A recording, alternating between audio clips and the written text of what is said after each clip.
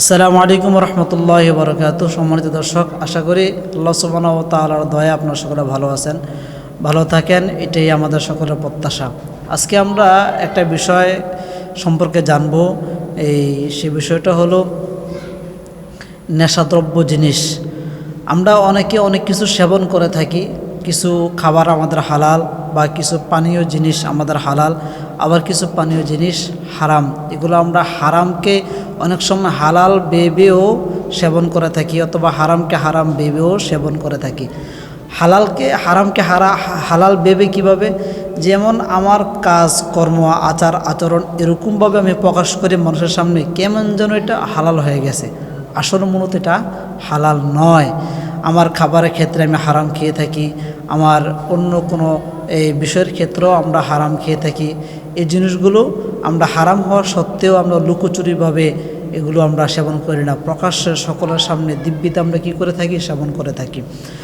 আল্লাহ রসুল সাল্লাল্লাহু আলাইহি সাল্লাম এবং আল্লাহ সুবহানাহু ওয়া তাআলা এই নেশাদ্রব্য জিনিস সম্পর্কে আমাদেরকে সতর্ক করেছেন, এর থেকে বেঁচে থাকার জন্য আমাদেরকে নির্দেশ দিয়েছেন, এবং এগুলো খেলে পান করলে সেবন করলে মানুষের ক্ষতি, এটাও আমাদেরকে স্পষ্ট করে গেছেন। আমরা জানি যে নেশাদ্রব্য জিনিস এটা আসলে হারাম।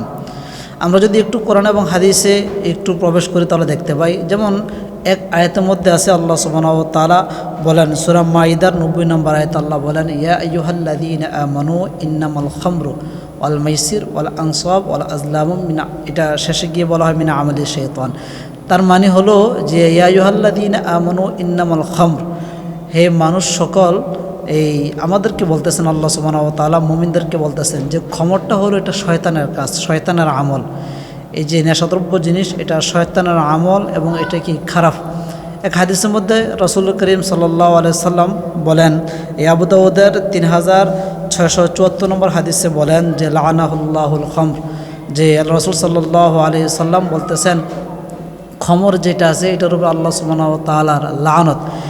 আরও চমৎকার বিষয় হলো যে এই হাদিসের মধ্যে যে শব্দগুলো নবী করিম সাল্লাল্লাহু আলাইহি সাল্লাম নিয়ে এসেছেন, যেমন ওয়াশারিবাহা ওয়াসাকিয়াহা ওয়া বাইআহা ওয়া মুক্তাআহা ওয়া আসিরাহা ওয়া মুআসিরাহা ওয়া হামিলাহা ওয়াল মাহমুলাতা ইলাইহি, যে এই হাদিসের মধ্যে যে শব্দগুলো নিয়ে আসছেন, যারা নাকি নেশাদ্রব্য জিনিস সেবন করবে, যারা খাবে, যারা এগুলো বাজারজাত করবে, যারা এগুলো প্যাকেটজাত করবে, যারা এগুলো দোকান পর্যন্ত পৌঁছায় দিবে, অথবা যাদের নিকটে এগুলো উপবেশন করা হবে, এই যাদেরকে দেওয়া হবে, যার দিকে নেশাদ্রব্য জিনিস যাবে, যে নিয়ে যাবে, মানে মোট কথা হলো নেশাদ্রব্য জিনিসের সাথে যাদের সম্পর্ক থাকবে সকলের উপরে আল্লাহ সুবহানাহু ওয়া তাআলার লানত। দেখেন কত বড় কথা। এজন্য নেশাদ্রব্য জিনিস থেকে আমাদের বেঁচে থাকা দরকার। নেশাদ্রব্য জিনিস এটা হারাম, তাদের প্রতি আল্লাহ সুবহানাহু ওয়া তাআলার লানত এবং রাসূল করিম সাল্লাল্লাহু আলাইহি সাল্লামের লানত, গোটা বিশ্বের সকল মানুষ, মুমিন মুসলমান মাখলুকাত সকলের লানত, যারা নাকি নেশাদ্রব্য জিনিসের সাথে সম্পর্ক রাখে। এজন্য আমরা হালাল বস্তু, হালাল খাবার গ্রহণ করব, হারাম থেকে বেঁচে থাকবো, হারাম পরিত্যাজ্য এগুলো আমরা সেবন করব না।